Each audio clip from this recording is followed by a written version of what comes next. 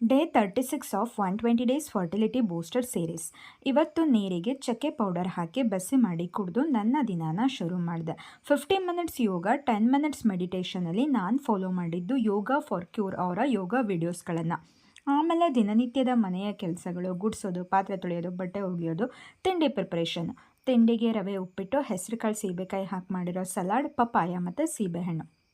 ತಿಂಡಿ ತಿಂದು ಮತ್ತೊಂದು ರೌಂಡ್ ಮನೆ ಕೆಲಸಗಳು ಮುಗಿಸಿದ ಮೇಲೆ ಇವತ್ತಿನ ಮೇಜರ್ ಕೆಲಸ, ಮೊನ್ನೆ ಮಾಲ್ಟ್ ಮಾಡೋದಕ್ಕೆ ಅಂತ ತೊಗೊಂಡು ಬಂದಿದ್ದ ಕಾಳುಗಳನ್ನೆಲ್ಲ ಕ್ಲೀನ್ ಮಾಡಿ ಹುರಿದು ಪುಡಿ ಮಾಡಿಸ್ಕೊಂಡು ಬರೋ ಪ್ರೋಗ್ರಾಮ್. ಈ ಜರ್ನಿ ಸ್ಟಾರ್ಟ್ ಮಾಡಿದ ಮೇಲೆ this is my first biggest investment for health. ಹೆಚ್ಚು ಕಡಿಮೆ 4,500 ಆಯಿತು ಇಷ್ಟು ಸಾಮಾನುಗಳಿಗೆ.